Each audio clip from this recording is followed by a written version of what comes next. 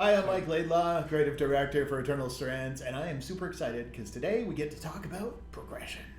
And I'm Frédéric Saint-Laurent. I'm the game director on Eternal Strand. Very excited as well. We're gonna go for character progression. Yeah. This is how I'm good. I think we're all keyed up. We're like, Yeah. let's talk about this because I think what's exciting to me is how when people look at the game, they tend to go like, oh, well, it's. I've seen games kind of like this. I'm climbing on a big creature and I'm maybe getting materials. I think I know this game, but I think we're doing some interesting, fun, unique twists, which all came out of your head. So your team and the numerous people who've contributed. But anyway, I'm excited. Yeah. Do you want to start? Oh yeah. Okay. To start with, we don't have an XP system, so it's mainly equipped based. So this is Bryn who's gonna evolve her equipment throughout the game. Let's start with let's say Sola, who's the smith. So this is where you craft your weapon and armor. So there's no weapon and armor that you can loot or buy in the game. Everything needs to be crafted. So then, as you would expect with that kind of system, you need to go out, explore the ruins of the enclave, and then find recipes, loot crafting resources, and come back to base camp after that. So the twist though on it, just to make it a little bit different, is the way you defeat the minions and you destroy the object in the game changes the reward you get depending if you use heat or cold. So for example, let's say I defeat an enemy using fire, like you're removing everything that is cloth or woven or tan or leather based resources you can get out of it, but instead you're favoring like more of the metal or bone-like resources. Yeah, carvable stuff. Exactly. Yeah. So basically what you get with there is we're just giving the players the tool to put their hands into the loot system and change what they want to get.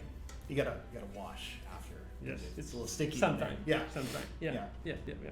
So after that, in terms of when you go back to base camp and you want to craft, I always wanted to create a crafting system that is a little bit more freeform. So not like, oh, here's the laundry list of things you need to get to craft this sword, but instead, here's a plan, and then choose what resources you want to use to create that sword, to create that helmet. And I think it's pretty cool. So that means you have the recipes define the shape, but then after that, what you get is the resources defines the colors, the textures, and like for me, most importantly, the stats. So the resistance, the armor, all that stuff. So that's pretty much like the summary of what the crafting is. After that, there's also, in terms of equipment, lane.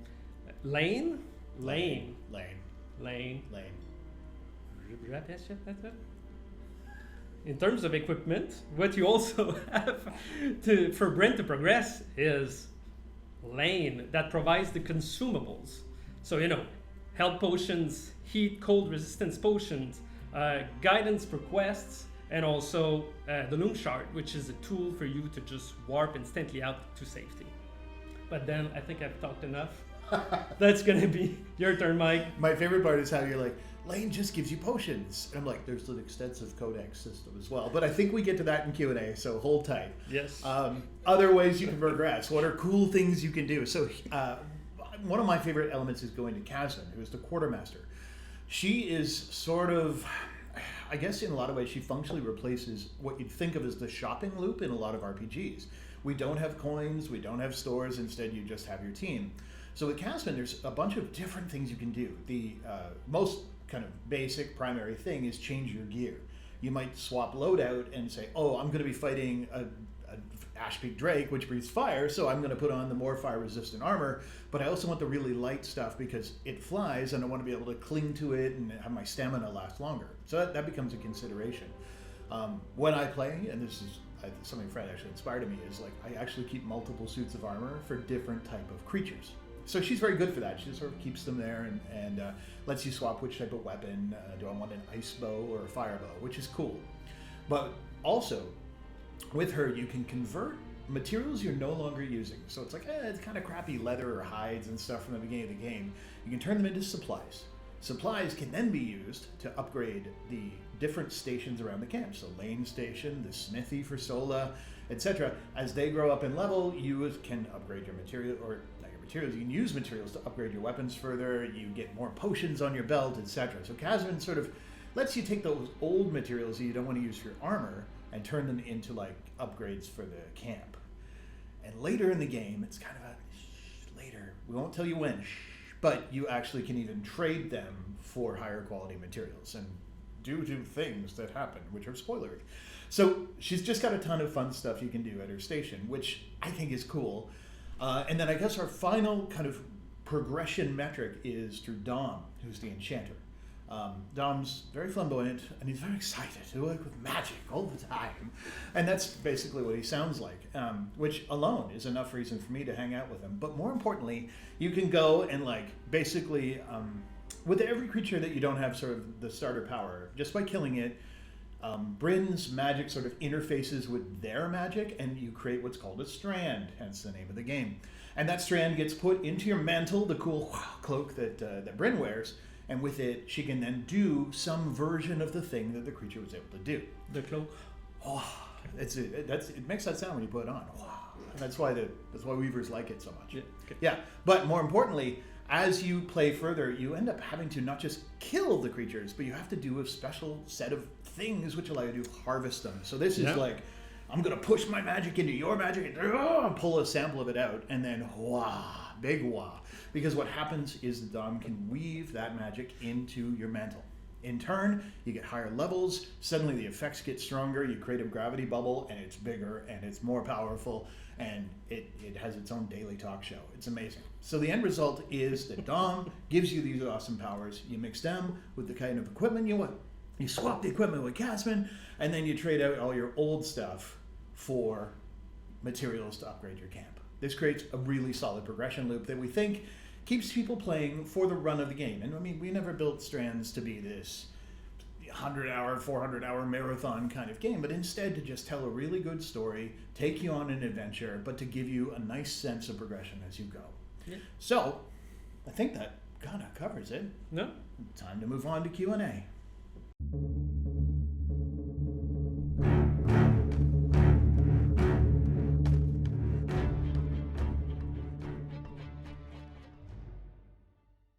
So this is one of my favorite abilities in our game is the Ice Wall. I love it so much because you can actually constrain big creatures down in different types of ways, which is very unique to our game. So this idea that while you're so small against these titans, you can actually manipulate their movement, you can lock them in place, they can punch you, you can roll out of the way, you can freeze their hand to the ground and they struggle to kind of break the ice. They're about to swing a weapon at you, and you can cast ice from their forearm to their chest, and then the ice will kind of hold them like almost as if it's a cast, and then they can kind of crush through it. So it just brings a lot of fun to open up different opportunities when you're fighting big creatures and give you a little bit more time to plan your next attack.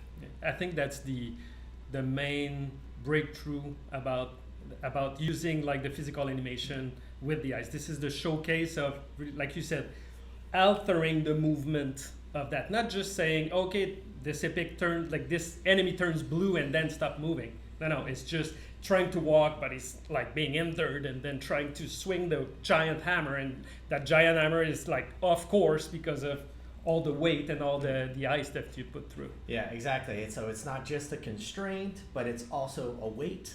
So you can weigh things down, you can weigh a wing down of a drake, and then on top of that, it's also emitting cold.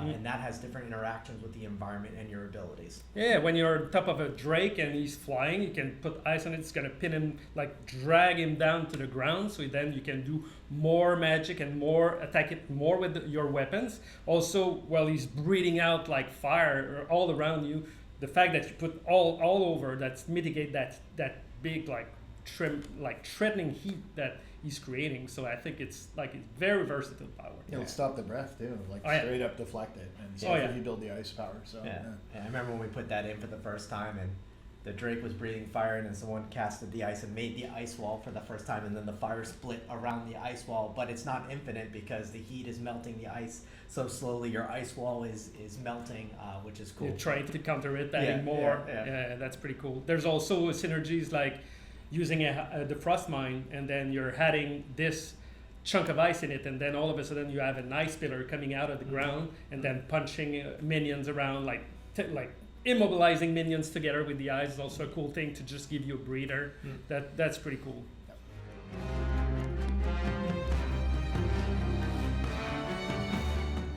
So yeah, like I said, there's the ice mine with the ice wall. There's using a TK bubble. Like you have this kind of bubble of force field, and then all of a sudden casting some cold in it's gonna make you like create your own mini blizzard just to cool down pretty fast any enemies that are caught within it. And it's an ensnaring blast, so it pulls them in too, right? So everything gets pulled together, and then suddenly, boom, enemy icicle. Yeah.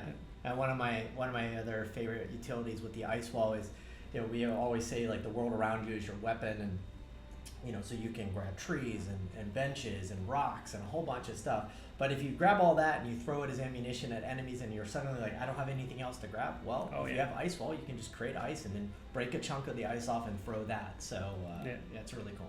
Absolutely.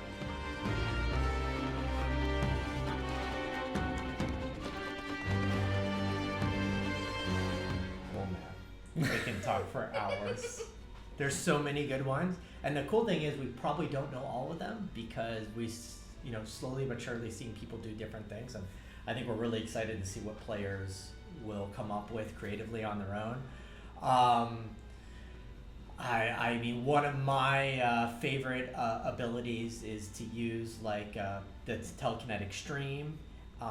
And if I want to put heat at a very far distance, I can use the telekinetic stream with the Drake's Breath to combine the two. So it's almost like making this kind of ultra like flamethrower weapon in our game, and you can like burn things from a distance.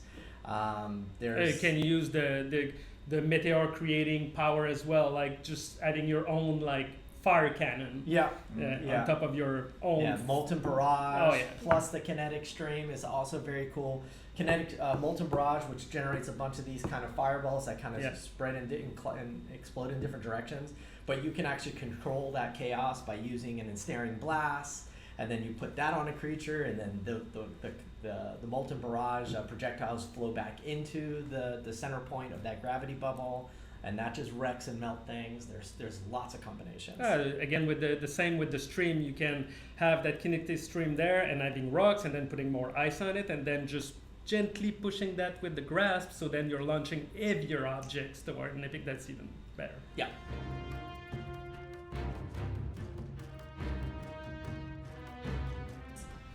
That's been one of my high-level intention since the beginning. I really wanted to use, because that's what physics bring you. It's that kind of childish toying aspect about like the mechanics in the game. So it's not like finite. It's like you can play around, and then there's more of an analog effect to it. So just trying to have like tools for the player, for them to just surprise me, has been like, I'm looking forward to this. So this is why I'm so excited that we have the launch soon. So I'm going to be able to see that on the net. That's going to be pretty amazing. And I think one of my favorite things we did is we just simply made it so you can just equip no weapon. And be like, you know what, this I'm going to punch, and it is the worst decision, but you can do it. And that's very exciting, because suddenly you're just playing pure magic. And I think that is going to be a really fun challenge for a player to be like, okay, no swords, no bow, no nothing, just get in there and mix it up. You're gonna fly. You're gonna fly through. That's gonna be crazy. Yeah, in theory, you could self-nerf and just refuse to use magic and be like, I'm gonna punch a titan. Yeah, I want the last health point of damage to be someone like kinetic stream, and then one punch to the face, and down goes one of the. But you gotta do 100 push-ups. Yeah. Anyway, I think that's how it works. I forget.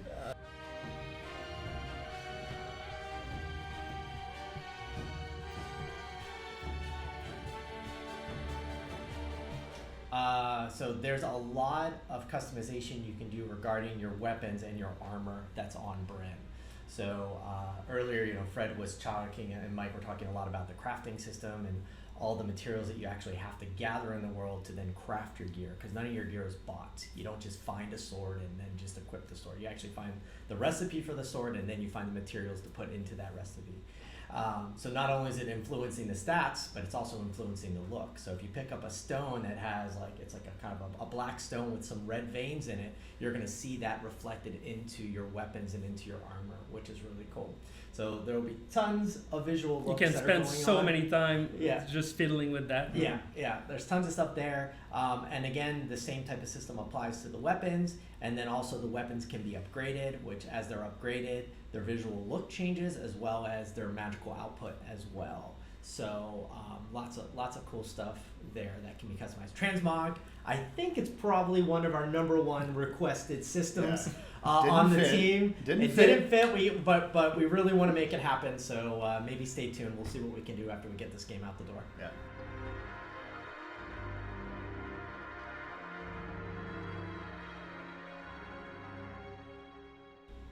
There's multiple control schemes built in for console controllers, so you can choose between those and be like, oh, that's a little closer to the game that I've played, or this one's a little more Dark Souls-y or what have you, and I think that's good in terms of just giving you some variety. And then, of course, if you're playing mouse and keyboard, regardless of platform, the remapping is pretty extensive, like quick swap to an individual power on 4, on 5, and 6 and stuff, so you can kind of learn those, quick swap between weapons, again, single key press.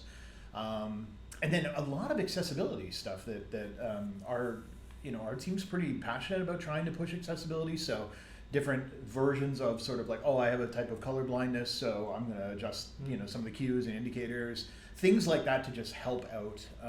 And do I want opacity behind the subtitles and stuff for easier reading?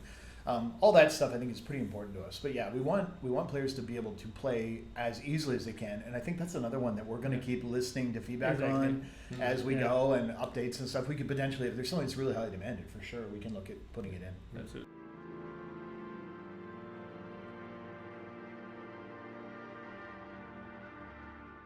Eternal Strands is open zone, which I'm gonna own. We didn't come up with that. I think it was like someone at Microsoft who was like, "Oh, I love this, an open zone design," and we went, Microsoft, yes, Capcom. It was yes, an open zone design. That's what we did. Basically, what it is large spaces. Usually more than a kilometer on a side. That's 0.7 miles or something. Sorry. And with that, it means you have a lot of space. You can launch yourself through kinetic streams and so on, and end up like moving a lot. And then, of course, that gives a huge playground for the big creatures to wander around and you to encounter them in different spots within a single area. But those areas are still bounded, and we've actually wrapped that in a bit of a story metaphor where you have a character, Aurea, who's sort of the watcher for your team, and her job is to use this magical device called the Scry to rescue you if you die. And so we've wrapped that in the metaphor that she's essentially saying, don't go out of my range because the risk is too high. We only have one of you. We got to keep you safe. So it's sort of, it's invisible walls, but they become visible because metaphor. But what that solution is handy for is, it gets you into the action faster. Yes. So less about like that transition time and more into like fighting big monsters and minions. Yeah, we drop you right into really the most interesting places in the Enclave. Yeah. No mounts required.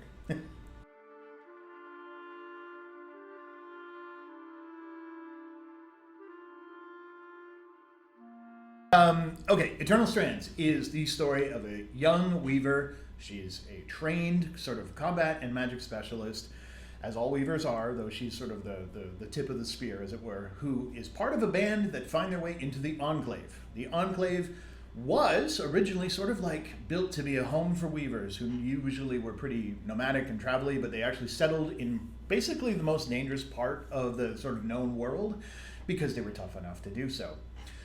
The Enclave, about not quite 50 years ago, basically just sealed itself away and put this giant dome of magical force sort of over the entire lands.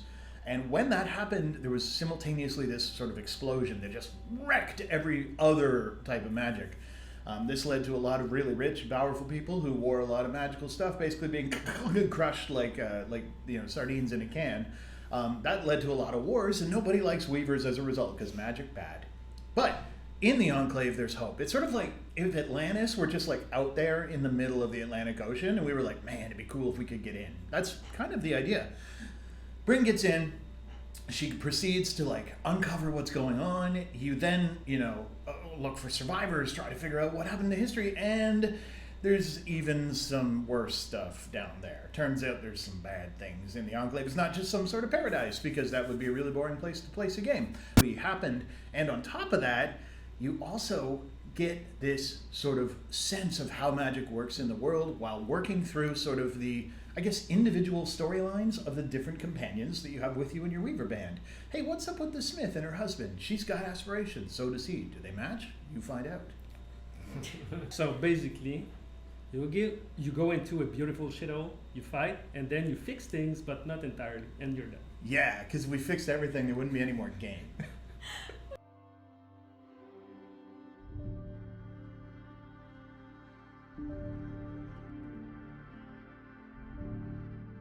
Yes, we're gonna have a demo. We actually we think the thing about Strands is when you're playing it, it feels very different than when you watch it. Watching it's pretty cool. Like you can do some neat stuff, but there's something about playing it that I think, especially in this day and age, it's really good for people to get a chance to go, is this the right game for me? And so an experience where the demo sort of helps you understand, like, is this the mix of story, adventure, combat, etc. that I want? Because it's hard to draw a line. You can sort of put it on this weird, complicated Venn diagram of like 5 or 6 games, but in terms of exactly where it lands for you, I think if you can play it, it'll be that much better. So yeah, that's something we'd really like to do and basically plan to. Yeah. So more news to come on that, but the demo will absolutely come out before the game launches.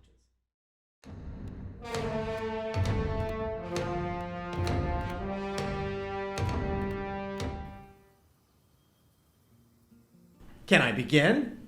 All right. You ready, Francois? Yes. So, actually, Francois, maybe you should introduce yourself real quick to everybody. Whichever camera you like. Hello. So yeah, I'm François. I'm a gameplay programmer at Tilwick. I mostly focus on the player side. So I worked on most of the abilities that you will probably see in this section. And I hope you have a good time watching and later playing. He's a trick master. I try. So, so Francois, we're going to, Nat's asked us to show off the game a bit. She gave us a few constraints, but not too many. So we have all the powers unlocked, Yes. maximum level, so every power can be upgraded 3 times. So we're at like max level on all the powers for all the mantles. The only constraint is you and I both can use all the kinetic powers. Mm-hmm. But I cannot use the ice powers, and you cannot use the flame powers. Okay. So it's going to be a fire kinetic build for me, and it's going to be an ice and kinetic build for you. The other thing we can do is we have our own armor sets, which is cool. So I've went ahead and I've crafted my heat build here, and then I'm going to play for a little bit, show off a couple of things, and then we'll change the gear, and then you'll pick which gear you want to, your ice build that we already have ready to go, and we'll swap at the end. Okay. Nice. Sound good? I think we got 10 or 15 minutes. I think we're each going to play for. We'll see how it goes. Francois and I are going to comment over each other. There's a lot going on in our game, so don't be surprised if I end up focusing so much. So I'm going to need you to cover for me. I'll try my best. All right. Cool. So, disclaimer. I actually normally don't play like with the fire build. Like I always do ice builds when I play. So this is going to be fun for me to do a fire build, and we're going to go after the Ark of the Stricken Earth in Dredger's Mire. So let's fire this up. We'll just start. We'll start here. Let's go, Bryn. So one thing I know about the fire build that's interesting for our game that players probably don't know yet until they start playing the game. I normally use the fire build for attacking minions, because you pretty much can just melt all the minions. But with the epics, I tend to play more with the ice powers and the kinetic powers. But actually what I realized after chatting with Fred, our game director, more, what's great about fire builds when you fight epics is all of their armor that you can break. If you heat it, you can actually increase the quality of the mats that are dropping, or have a higher chance of getting a higher quality mat. So I'm going with that tactic. I'm going for a loot run when I kill this epic. I'm not going to try to kill it in like a few minutes. I want to try to get every piece of armor broken off of it to get as much loot as I can for a set. And we'll see what happens, what things what I'm able to show off. So okay, it's clear day, we're good. Clear weather conditions, that is awesome. The Ark of the Stricken Earth, is it out here? I'm hoping it is. If it's not, I'm just gonna reset the map and we'll make sure the Ark of the Stricken Earth is here. We'll find out when I get there. So while yes, I do have the ice abilities here, I'm going to do my best to make sure I don't cheat, Francois. Call me out. To do different abilities. Okay, so I'm gonna make my way. Let's go find this guy. So on top of fire build, you have also heavy armor set. So we'll have harder time running and spend more stamina, and dodges potentially will be less effective. But on my side, I'd probably go with the lighter build to check the defense. Yeah, I normally play with mid or light builds. Okay, there he is. Oh, we got some company, so let's get rid of these. So yeah, so you see 2 under, fire 2 under, fire. I don't know what it's called, tornado. Yeah, I'm gonna just make a little vortex of heat here. These guys are really weak to fire. This guy, let's just cook him a little bit. I can bring him over here to the fire. Burn. There you go. All right, so let's pull that up. Okay, here we go. So again, this is the Ark of the Stricken Earth. It's got a lot of telekinetic powers. You can see there's kind of various different little latch points. I can try to see if I can get one of them. You can see kind of on it. So you can break off its armor that way. Oh, the bubble's gonna block my arrows. Yeah. So it's gonna try to catch me in one of its bubbles. I don't want to avoid that, but I'll use that as an opportunity to break off its armor a little bit, exposing some of its weak points. So there's 2 ways to kill our epics in our game. These specific epics, you can hit their various different skin. You can expose more of their skin by breaking off their armor to reveal it. And as you hit their skin, eventually it'll kind of calcify and harden, and then you can kind of hit other parts of the skin to kind of chip its health down. That's more the kind of the classic way to take these guys down. Other ways you can harvest them. There's like different puzzles on each of our epics that you need to kind of figure out how to harvest it. And even if it has full health, you can actually. Nice. Yeah, we're gonna parry. I'm gonna parry a lot, everybody. Designers might not be happy if I parry so much, but I love the parry. So yeah, I parried the log there that it threw at me. Okay, so let me start finding some areas where I can kind of heat up its armor a little bit, so we can put some fire in here. Start heating up its armor. You'll start seeing it get kind of red hot eventually. Oh, let me roll out of the way here. Let's grab another snaring blast. Oh, we got another friend. Ooh, multiple friends.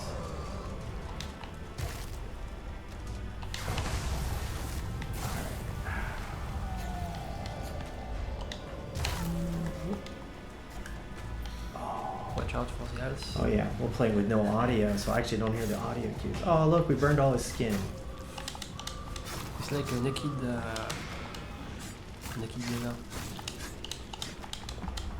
Okay. Let's try again. Let's damage one of its legs just to slow it down a little bit so it's not so mobile. Oh, it's gonna try to grab me. Get away. Nice. Alright. Oh, we're out of stamina.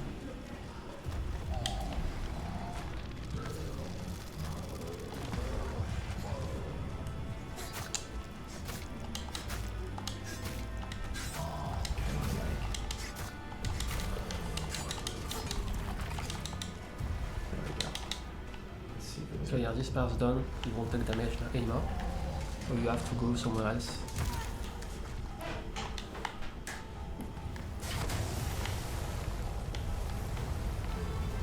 So yeah, you like using the TK zone combined with fire You can also combine with ice, but you cannot right now.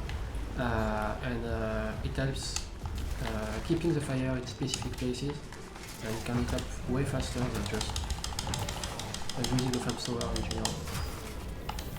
Give me some good loot. Thank you. Oh!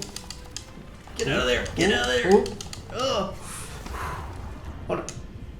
Okay. Alright, let's find some other things we can do. Some other fun abilities I like to combine. So Molten Barrage is a cool one because you can kind of like paint and it generates a whole bunch of these fireballs that kind of spread everywhere. But another fun thing you can kind of do is if you've got a good range, you can kind of combine these, which is kind of fun. Oh, hello. Oh, he got launched. Alright, let me do that again. Oh, he's coming over at me. 1 second. Let's do this one more time.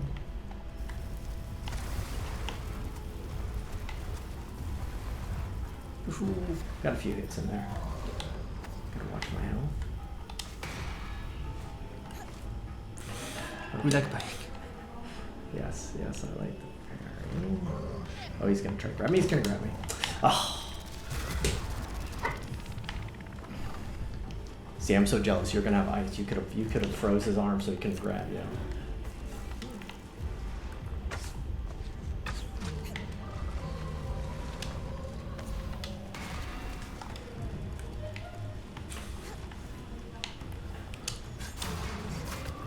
I'm gonna break his other leg real quick. Watch out for No, that. no, no, no. Oof. Okay.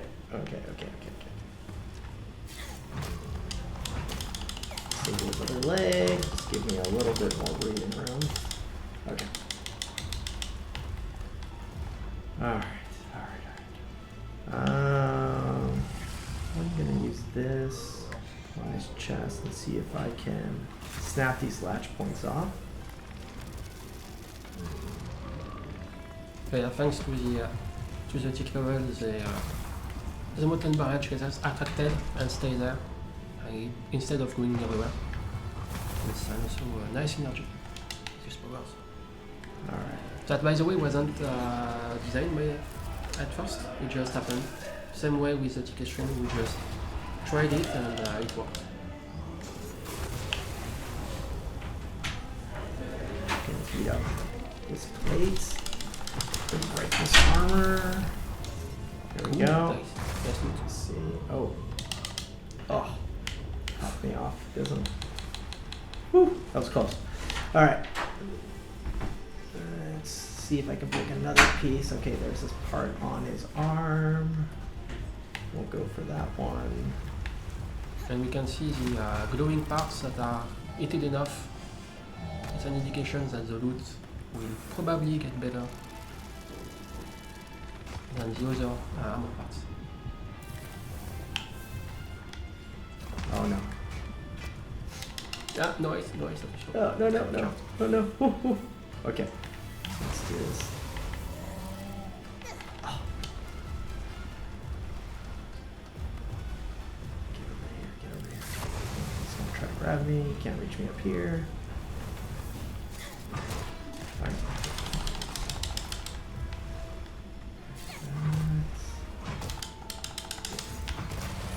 This piece.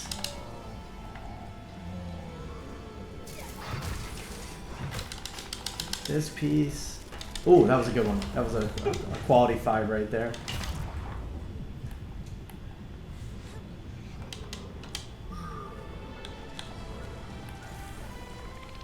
Alright, let me go pick that up. I saw it drop. Ah, there it is.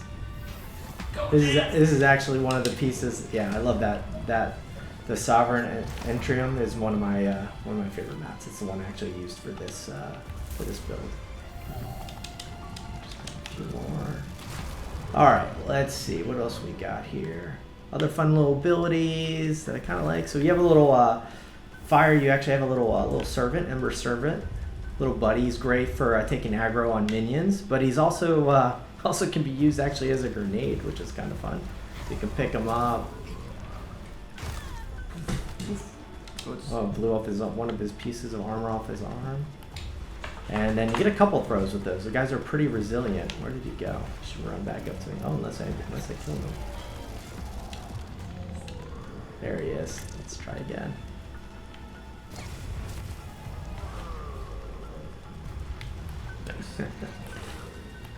One more time. Oh, nope. Too late. Too late. Too late. Exploded in your face. Okay. All right. Let me. I got one more piece of armor on him. This time I'll use flame bow because you actually have magical power. Oh, that's gonna hurt. Oh, I'm down to the end. All right. Let's catch this. See if I can generate enough heat to heat up that piece of armor. Almost. Almost. Yes. Get this one. So yeah, I purposely built a build with higher heat resistance so that flame is easier for me to kind of tank it. All right, let's finish him off.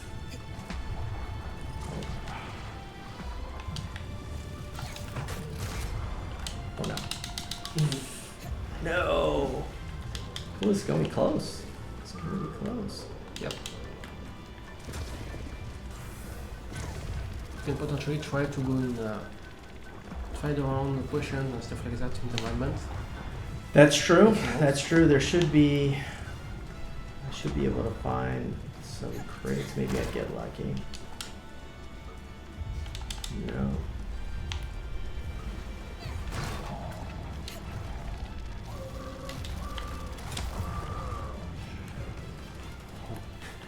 Oh, it's gonna be close. All right.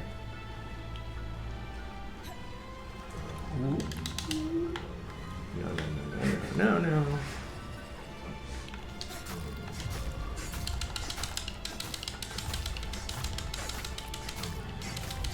Oh, it's going to shake. So yeah, they can either grab you, they can also shake, which will consume your stamina way faster than normal.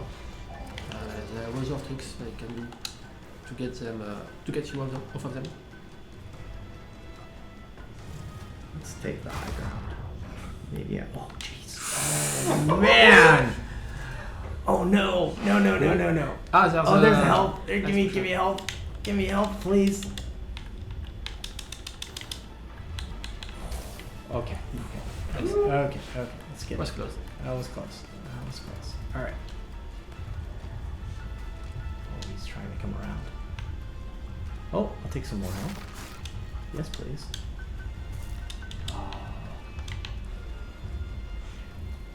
Oh, he's coming out. You're coming up here. You want the higher ground. Oh, no! Oh my gosh.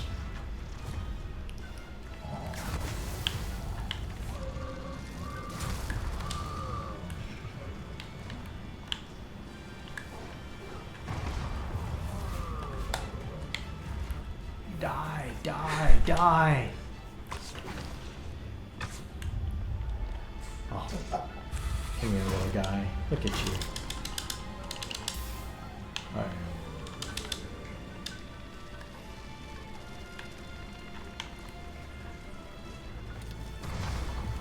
No.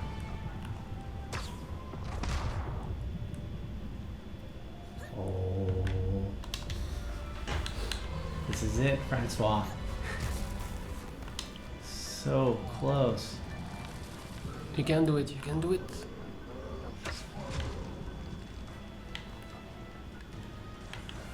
Let's go. I'm gonna try to get his other piece of armor.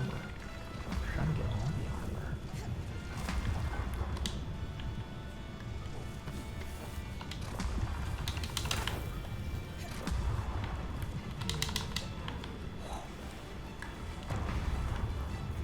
if you keep using fire damage, it will burn it down. So you can also go with this strat. Let me try again.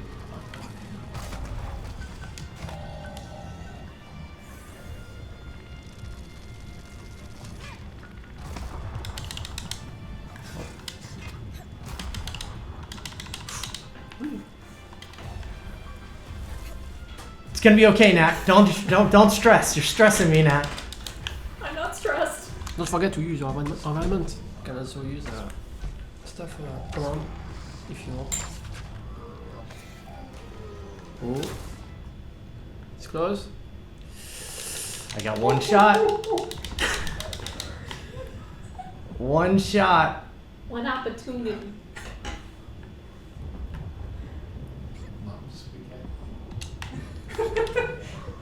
Oh. Ah. Oh! Come on, come on. Nice. There we go. Yay! Woo. I never doubted for a second. That was an nail biter. That was a nail biter.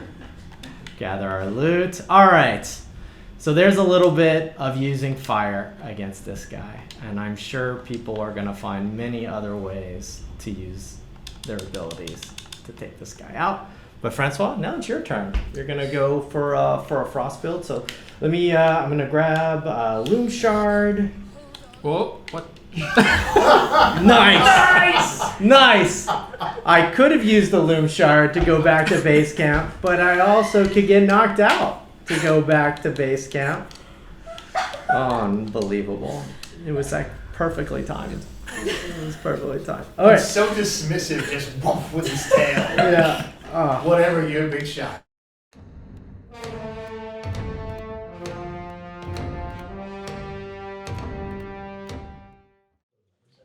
Yep. I'm gonna. It's my turn. Yes, show us off some frost powers. I'm going to go to Casmin and change my equipment. I'm going to go with the Ice Wheel. So it's going to be a lighter one as well. I'm going with light armor. And I'm going to go to do some acrobatics, I think, because I like doing that, especially with the ticket string. So yeah, I have a lot of code resist. Yep, I'm good. I'm good to go. Let's go to Trickster's Mire. supposedly. Yeah. So yeah, your build for sure, you're like a third of the weight I was, maybe even less. So your character, Bryn's gonna move a lot. She's gonna be a lot more nimble. Yep. Feel on the stick, versus how it was for me in my build. You can see I can. Yeah, you can go super fast. And I have a stamina bonus armor, so I can run forever. Oh yes, that's true. Or close to 5. That's true. I actually didn't say that. Actually, the heat build that I ended up doing, some of our armor sets have, and it's not a set bonus. It's actually by piece, and you can amplify the effect if you get the complete set. But I ended up doing it the heat resistant bonus. So I really went with a lot of heat resistant. So I wasn't going to be worried about generating a lot of fire and heat around myself. But yeah, you're going with the stamina bonus. So you have a lot more stamina. Yep. I'll be able to run a lot, climb a lot, and because I'm light, I can also do some speedrun strats. Yeah.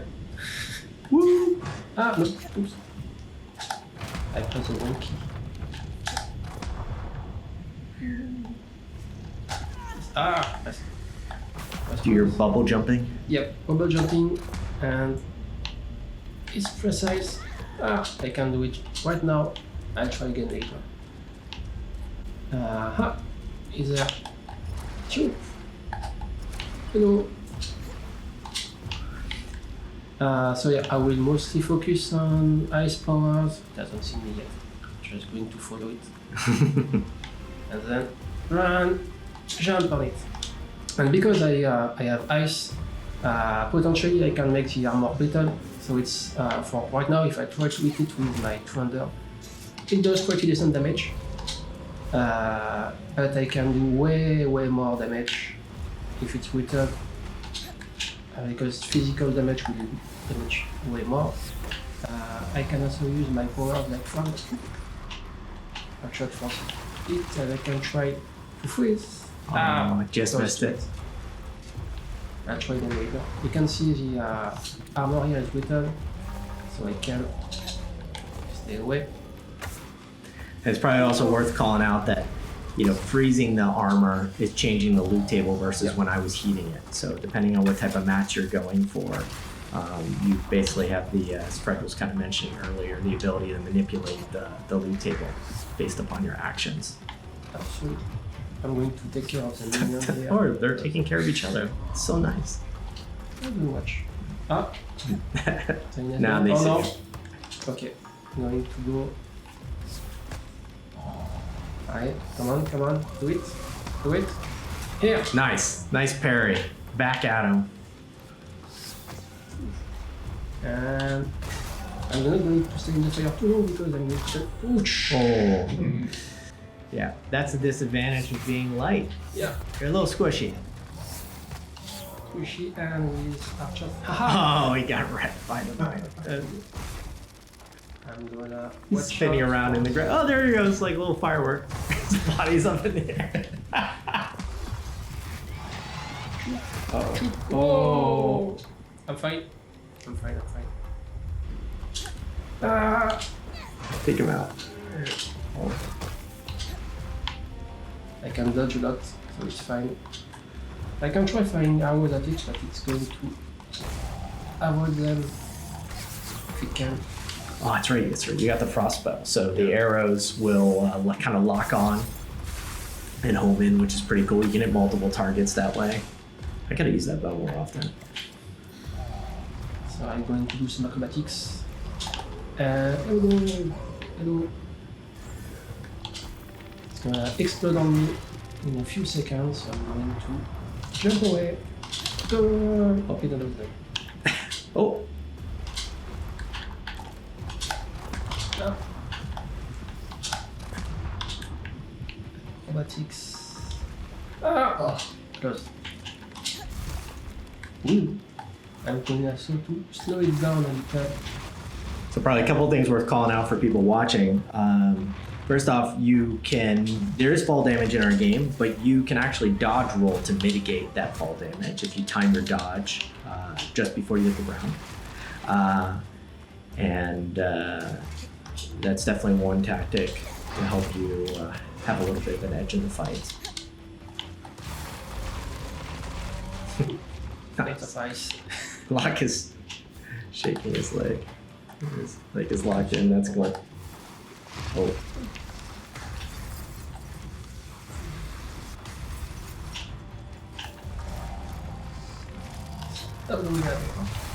And another thing worth calling out is nice. Lock his weapon down. So we have auto climb enabled by default, but this is something you actually can control if you rather manually input when you climb. But you can also hit the Y button, or depending on what type of controller you're playing on, to actually auto grab as well. So you can use them both together.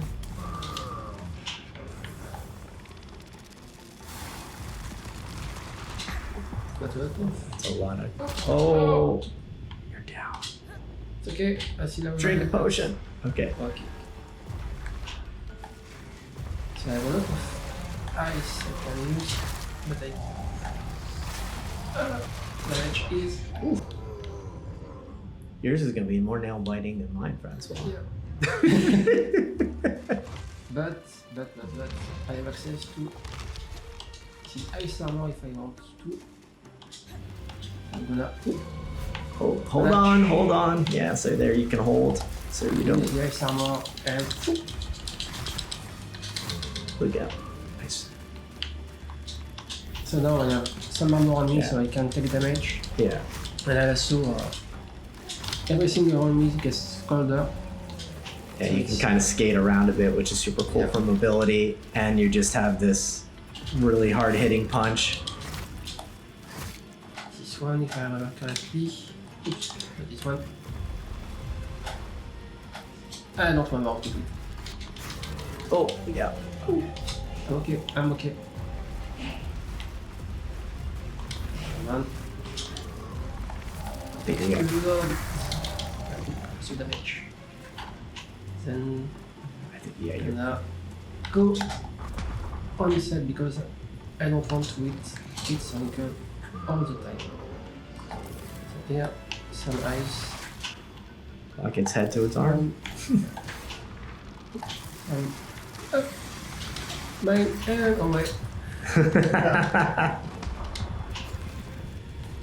I can also use its sound power against it.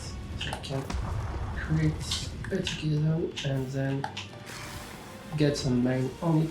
There it goes. Nice. I won't have time for a second one, I think. But I can explode it. Yeah. And it's all cold. So yeah, there it's pulling the cold that's being generated around the brittle armor. You're creating that kind of blizzard vortex. I also try something that I don't do necessarily often. I can with the level 3. So you can create ice. Oh yeah. And you can stack chicken string on top of each other. It can sometimes break the ice, or you can break it yourself and send the ice flying Yeah. towards the enemy. Making like an ice cannon. Nice. It can also be done this way. But this one is harder to pull off. I'll just go. Acrobatics, I'm light. I can go away. Hello. I'm going to wait until it pushes the ground. I'm just going to. Close.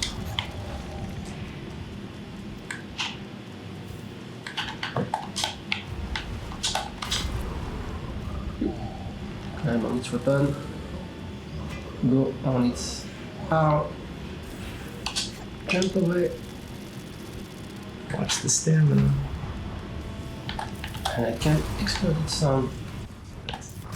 Yes.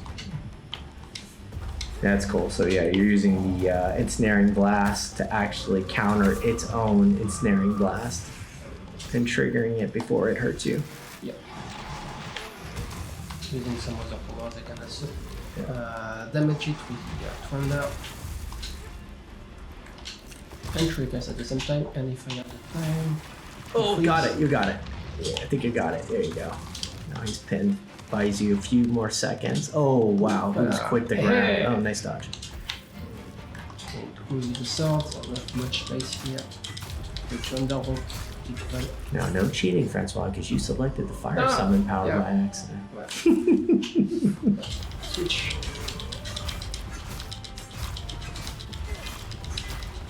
Oh, Come on. oh. Yes. Okay, that's the chest. All right. So yeah, we purposely don't want you just hitting one part of the body. We want you to move around. Gonna walk around to find some potions. There's some crates there. Maybe you get lucky.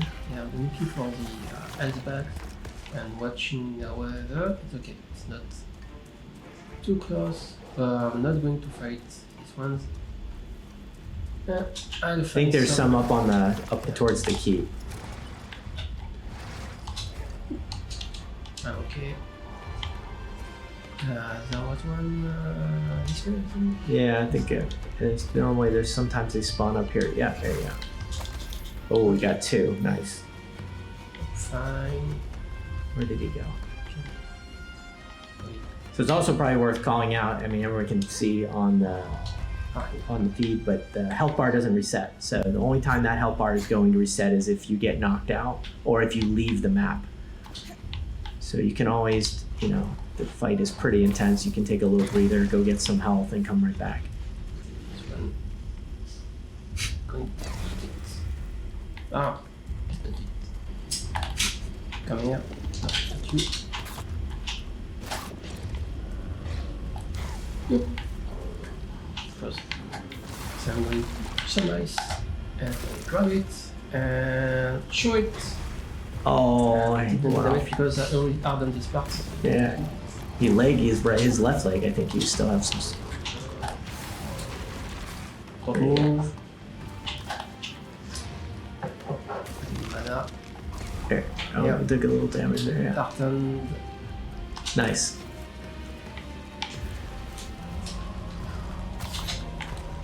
Stop. Stop moving. And the more ice you put, The stronger the. you need to stay there. So I have more time to climb. Oh. Wait. Ooh. Freeze his hand. I'll try to freeze his hand Yeah. next time. There you go. Nice. Oh. Need to shake. Aha. This is where you manually hold so it doesn't chew down your stamina bar. Oh, don't trap me. And Nice. oh, I freeze. Did you pin his? Yeah. So there. Now he can't grab it until he breaks that ice. Oh, he broke it.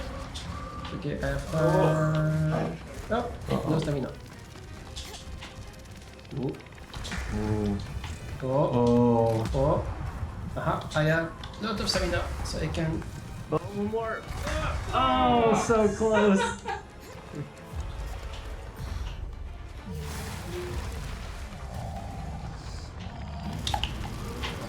Oh.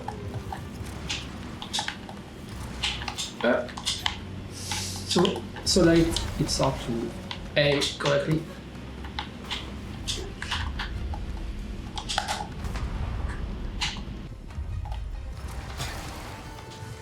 I'm on it. Nice. Oh, you're gonna go for? Oh. Yeah, you should go for harvest. I can try. You got it. You got it. Oh, hold. There you go. Oh, your TKH. There we go. Come on. Come on, come on, come I on. think you got it. I think you have enough. You got enough stamina. Awesome. Yeah, it should be good. Nice. Cool. We did both kills. Into the cliff face it goes. Oh, Nice. another fallen. Ouch. Awesome. I'm on it. That's gonna hurt in the morning. And before you ask, can you break the armor after it's dead to get the loot? No. You cannot. You gotta break that armor. You can break it, but you're not gonna get loot from it after the epic is down, and that's the loot that fell when you actually took it out. Yeah. Sweet. Cool. Well, there's a little bit. We showed a little bit. I can use a shard, and I'm not going to die on my side. Yes. Yeah. Unlike me, getting knocked out by a Nakala. Sweet. Thanks, Francois. No problem. Hope you enjoyed.